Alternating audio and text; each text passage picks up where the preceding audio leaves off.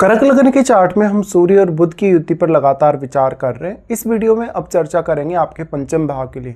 तो अगर आपका मान लो कर्क लगन का ही चार्ट हो तो ये जो कंजक्शन बनेगा वो वृश्चिक राशि में बन रहा है आपके पंचम भाव में। यहाँ जो अब आपके पंचमेश हैं वो मंगल हैं, तो सर्वप्रथम आपको मंगल की प्लेसमेंट को देखना होगा। सूर्य और बुध जब भी इस प्रकार की स्थिति में आते हैं पंचम भाव में तो आपकी बुद्धिमत्ता को काफ़ी ज़्यादा तेज़ कर देते हैं। अगर मंगल आपका बहुत ही अच्छा प्लेस्ड है तो सूर्य और बुध का ये कंजक्शन आपको काफ़ी ज़्यादा क्रिएटिव और टैलेंटेड बनाएगा। इस प्रकार के कंजक्शन के होते हुए आप अपने जो भी फैसले लेंगे लाइफ में, जो भी निर्णय लेंगे, जिन भी विषयों को आप रीड करेंगे उनमें काफ़ी अच्छा कर पाएंगे। इसके साथ साथ आपकी जो संतान है वो बहुत तेज़ तरार होगी, उनकी पर्सनैलिटी बहुत अच्छी होगी, उनका जो कहीं ना कहीं व्यक्तित्व है वो काफ़ी अच्छा होगा। इसके साथ साथ आपकी जो एजुकेशन है उसके काफ़ी अच्छे होने के आसार हैं।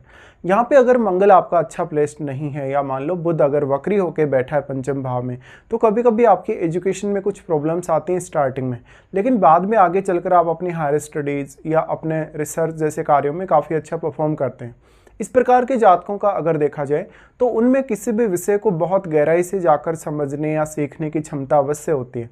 भले ही शुरुआत में ये थोड़ा सा समय लेते हैं अपने स्टडीज़ वगैरह को स्टार्ट करने में, लेकिन जब एक बार इन्होंने स्टार्ट कर दिया तो उसके बाद वो काफ़ी अच्छे से कंफर्टेबली स्टडी करते जाते हैं। अगर आपका चंद्रमा अच्छा प्लेस नहीं है चार्ट में और अगर बुध भी यहाँ पर वक्री हो जाए तो जातक को कंसंट्रेट करने में काफ़ी प्रॉब्लम्स होती हैं।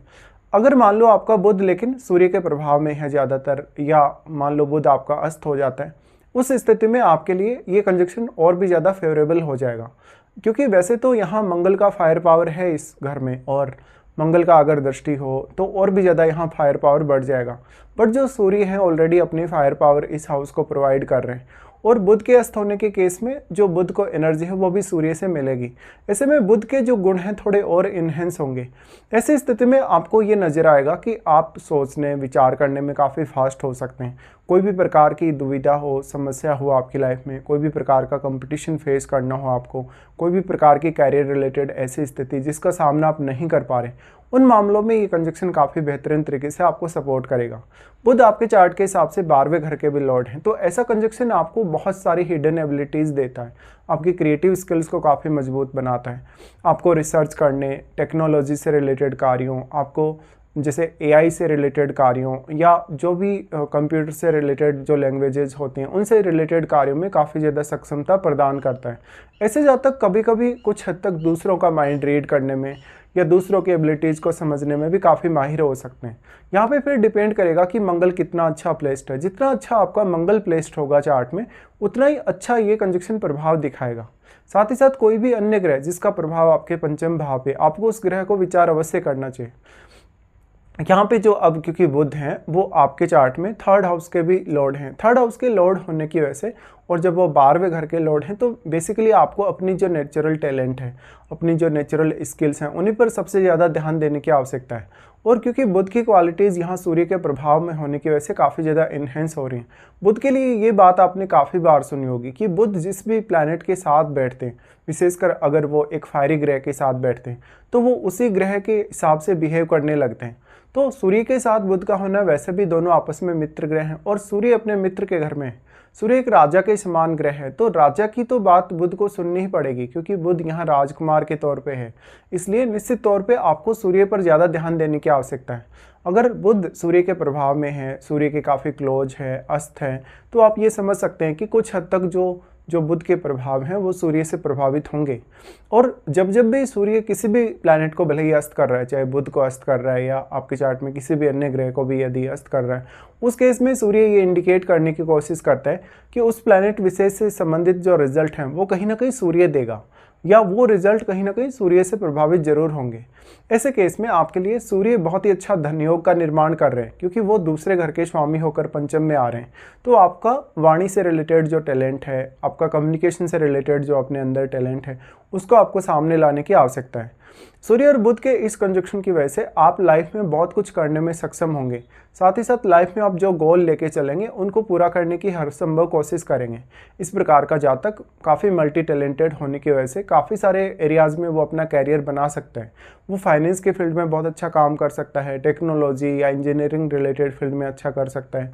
साथ ही साथ वो दूसरों को काफ़ी अच्छे से मोटिवेट कर सकता है। वो कहीं ना कहीं लोगों को अच्छी एडवाइस दे सकता है, कंसल्टिंग दे सकता है, या जातक मार्केटिंग से रिलेटेड फील्ड में काफ़ी अच्छा कर सकता है, बिजनेस रिलेटेड कार्य अच्छे से कर सकता है, साथ ही साथ वो मैनेजमेंट में भी बहुत ही अच्छा हो सकता है। अब ज़्यादातर जो स्थिति है वो डिपेंड करेगी फिर आपके 11वें घर में क्या कोई प्लैनेट स्थित है।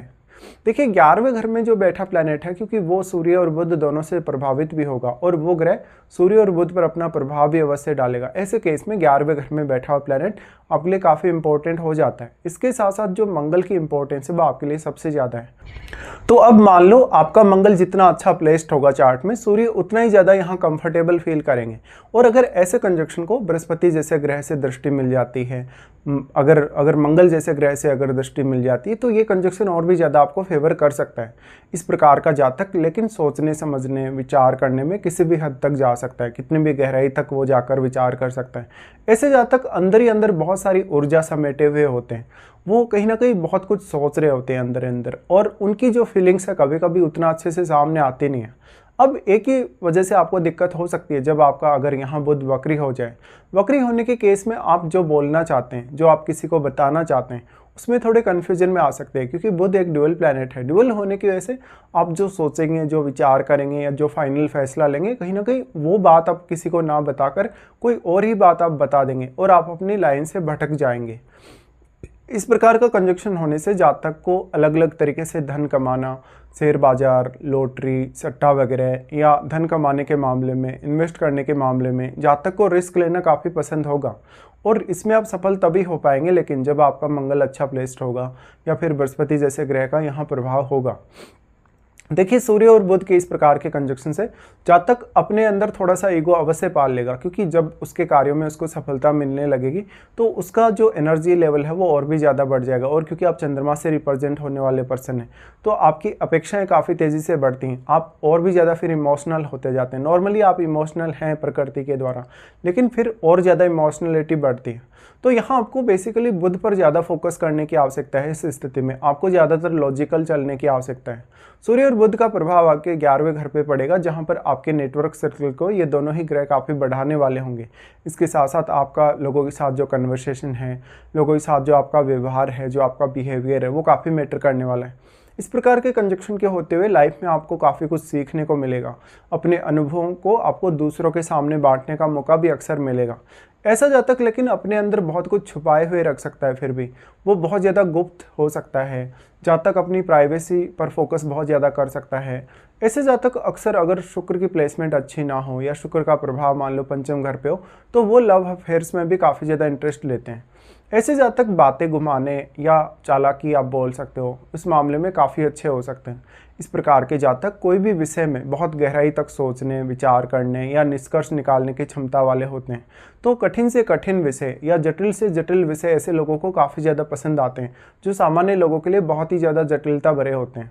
इस हिसाब से देखा जाए तो सूर्य और बुध का जो कंजक्शन है आपके पंचम घर में, वो आपको एक बहुत ही ज़्यादा संपूर्णता प्रदान करता है। बस आपका बुध यहाँ पे वक्री ना हो और मंगल भी आपका काफ़ी अच्छा प्लेस्ड हो, तो आपके लिए कंजक्शन काफ़ी फेवर कर सकता है।